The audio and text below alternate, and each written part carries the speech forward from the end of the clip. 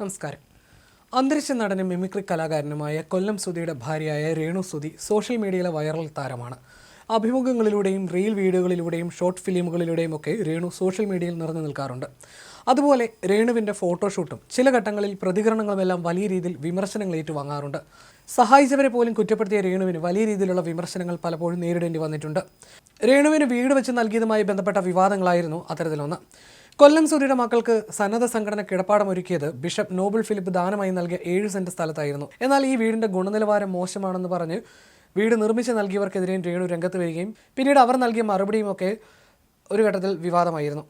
ഇതുകൂടാതെ സമീപകാലത്തായി രേണു സുധിയും സ്ഥലം നൽകിയ ബിഷപ്പും തമ്മിൽ പല പ്രശ്നങ്ങളും വാക്കുതർക്കങ്ങളും അടക്കമുണ്ടായി. രേണുവും ബിഷപ്പിനെ പരിഹസിച്ച് വിമർശിച്ചും വീഡിയോകൾ ചെയ്തു.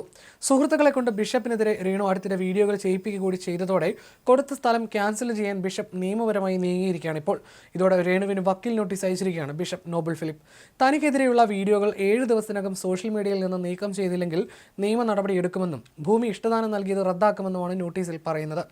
രേണുവിൻ്റെ പേരിൽ മാത്രമല്ല, സുധിയുടെ മൂത്ത മകൻ കിച്ചുവിനെ കൂടി ഉൾപ്പെടുത്തിയാണ് വക്കീൽ നോട്ടീസ്. സ്ഥലം ദാനമായി കൊടുത്തതിൻ്റെ പേരിൽ അന്നു മുതൽ പല വിധത്തിലുള്ള പരിഹാസവും വിമർശനവും ബിഷപ്പിന് നേരിടേണ്ടി വന്നു. അതേസമയം രേണുവിന് അയച്ചിരിക്കുന്ന വക്കീൽ നോട്ടീസിലെ പരിഭാഷ ഇങ്ങനെയാണ്: എൻ്റെ ക്ലയൻറ്റ് താങ്കളുടെ മക്കളായ രാഹുൽ ദാസ്, ഋതുൽ ദാസ് എന്നിവർക്ക് വീട് നിർമ്മിക്കുന്നതിനായി കോട്ടയം ജില്ലയിലെ ചങ്ങനാശ്ശേരി താലൂക്കിൽ തൃക്കൊടിത്താനം വില്ലേജിൽ ഉൾപ്പെട്ട 6.894 സെന്റ് ഭൂമി സ്വമേധയാ ദാനമായി നൽകിയെന്നത് താങ്കളുടെ ശ്രദ്ധയിൽപ്പെടുത്തുന്നു.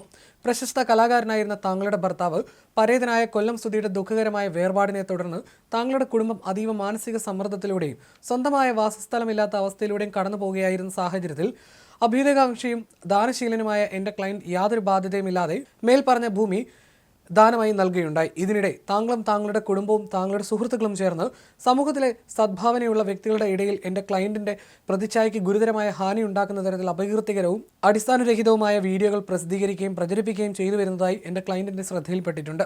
കൂടാതെ എൻ്റെ ക്ലയൻറ്റിൻ്റെ ഭൂമിയുടെ സ്ഥിതി വിവരങ്ങളെയും സൗകര്യങ്ങളെയും കുറിച്ച് അസത്യമായ അവകാശങ്ങൾ ഉന്നയിച്ച് ആ സ്വത്തിൻ്റെ മൂല്യം ഇടിച്ചു കുറയ്ക്കാനുള്ള ദുഷ്പ്രേരിതമായ ഉദ്ദേശത്തോടെയും താങ്കൾ പ്രവർത്തിച്ചു വരുന്നതായി വ്യക്തമാണ്. സുധിയുടെ മകൻ കിച്ചു ഇന്നേ വരെ വീടും സ്ഥലവും നൽകിയവരെ നിന്ദിച്ച് സംസാരിച്ചിട്ടില്ല.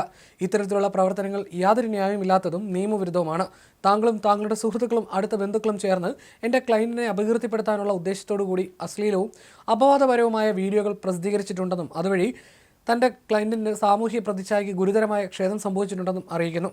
ഈ വീഡിയോകൾ വിവിധ സാമൂഹ്യ മാധ്യമങ്ങളിലൂടെ വ്യാപകമായി പ്രചരിപ്പിക്കപ്പെടുകയും ആയിരക്കണക്കിന് ആളുകൾ അവ കാണുകയും ചെയ്തിട്ടുണ്ട്.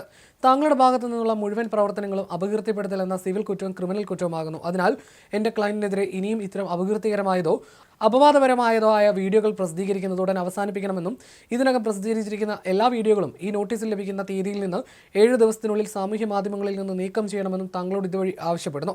ഇതിൽ വീഴ്ച വരുത്തുന്ന പക്ഷം താങ്കൾക്കെതിരെ അനുയോജ്യമായ ക്രിമിനൽ നടപടികളും യുക്തമായ നഷ്ടപരിഹാരം ആവശ്യപ്പെട്ടുള്ള സിവിൽ നടപടികളും ആരംഭിക്കുന്നതിനോടൊപ്പം ദാനപത്രം റദ്ദാക്കുന്നതിനായി നിയമപരമായി ലഭ്യമായ എല്ലാ നടപടികളും എൻ്റെ ക്ലയൻറ്റ് സ്വീകരിക്കുന്നതായിരിക്കും.